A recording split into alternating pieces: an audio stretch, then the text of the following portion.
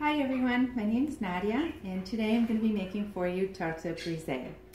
I'm going to let you know what you're going to need for ingredients. First of all, you're going to need 4 ounces of butter, half a cup of sugar, 1 packet of vanilla, 2 cups of flour, 2 to 3 ounces of Grand Marnier.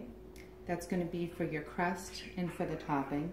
Then for the filling, you're going to need 16 ounces of regatta, another half cup of sugar, 1 orange peel diced, 3 ounces of chocolate, and another packet of vanilla. So let's get started. First, what I'm going to do is I'm going to take my butter and I'm going to put it onto a double boiler to melt it. So I've got my water here, and this is one of my favorite cakes to make because it just smells amazing when it's cooking.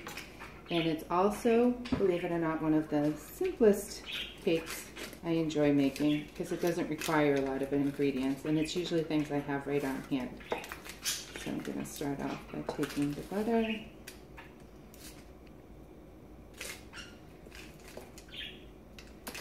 Can you tell us when you learned to make this recipe for the first time?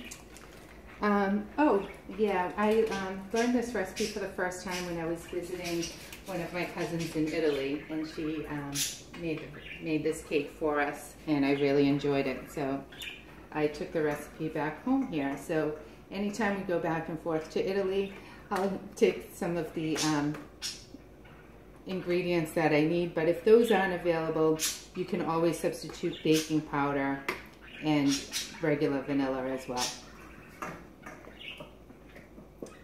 So the butter's just gonna melt nicely here.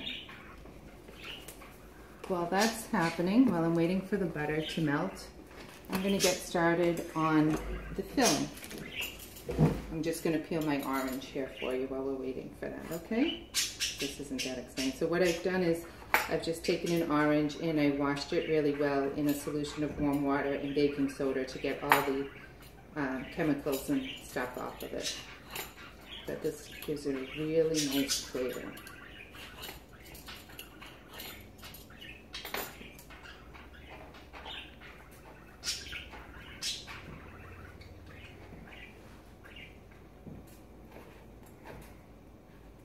You just want to cut it into nice strips all along.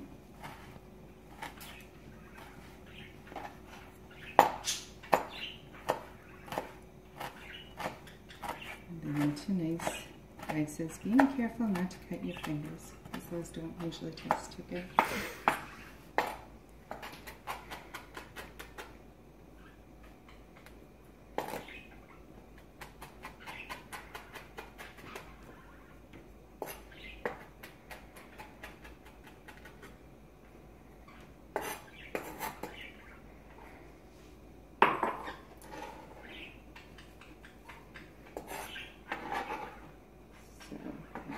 Those aside, that's going to go into our filling, but I thought I'd just get that out of the way while we're waiting for our butter to melt.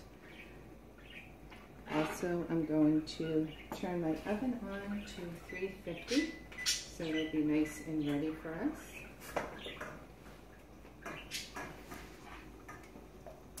So the butter is nice and melted.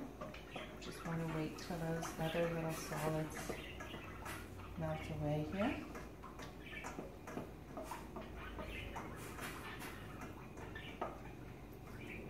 Also, this is a nice dessert to make because you can make it ahead of time. You can make it the day before and it stays very nice, so you don't have to worry about doing it at the last minute.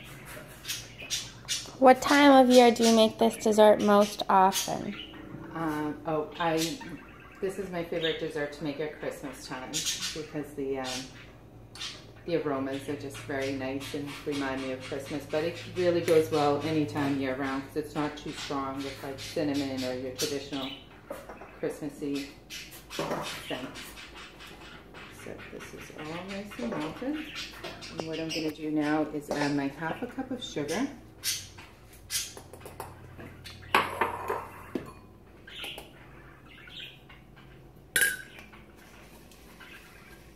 We're just going to blend that very nicely. You don't need a lot of equipment for this cake. There's no eggs involved, so you don't have to worry about getting out your mixer or anything like that. You just want to make sure that the sugar gets really nicely blended so that it can incorporate into the mixture. Okay, to that I'm going to add 1 packet of vanilla. I'm going to save the other packet for my filling.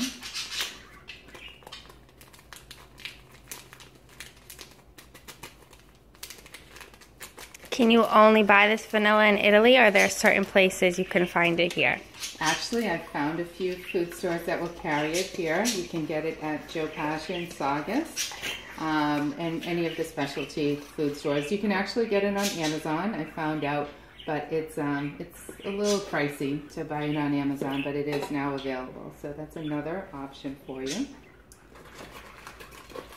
And it just has a completely different, it's just very, very fragrant than your traditional vanillas. The other nice thing about it being in powdered form is it doesn't change the color of your cake. It's not that brown, so it'll stay the same. So now what I'm going to do is I'm going to add 2 cups of flour and the pane degli angeli. Like I said, you can also substitute baking powder if you wanted to for this.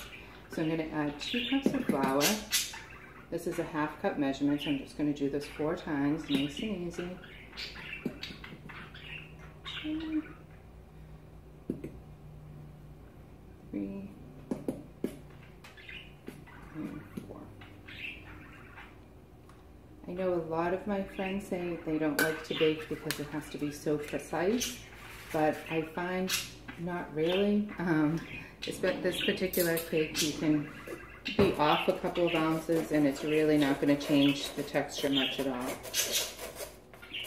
I'm just going to set this through, and I'm just doing this so that it blends in nicely with the flour so you don't get any clumps of the rising agent, so it's all nice and even.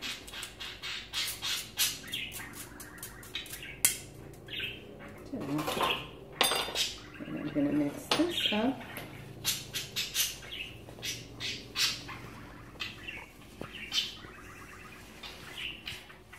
Now it looks like it's dry, and to this I'm going to add, I'll be right back. I'm going to add about 2 ounces of Grand Marnier.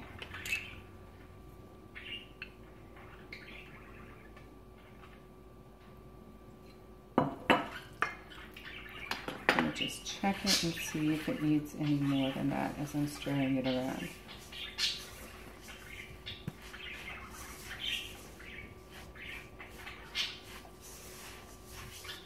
So as you can see, it's coming together and it looks quite crumbly, and it's not really like a traditional cake. It's more of a doughy crust, but it's starting to form over here. And I'm just going to add just a tiny bit more of the Grand Marnier and get it nice and wet. Not too wet and not too dry. Just turn until it'll stick together.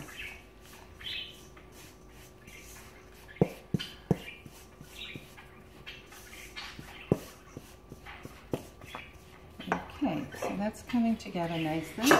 And what I'm going to do is I'm going to just put in about half the mixture into the spring-form pan on the bottom of this. So.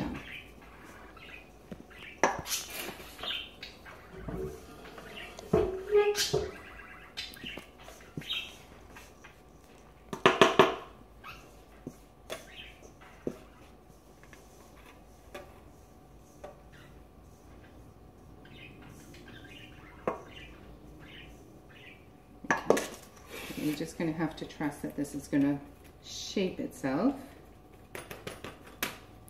And you're going to spread it all around. It's very moldable, right? Yep, it's very, very moldable.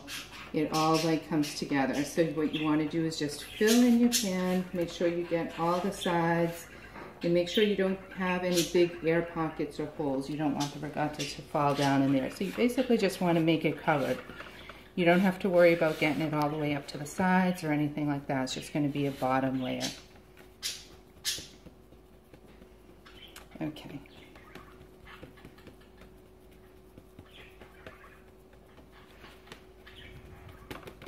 Perfect. Now at this point, I'm just going to put this into the refrigerator for about 30 minutes, as well as the remainder of the crust. I'm just going to put this into, I'm just going to put it into the freezer for like 30 minutes while we're preparing the ricotta mixture. And then we'll assemble it in just a few moments.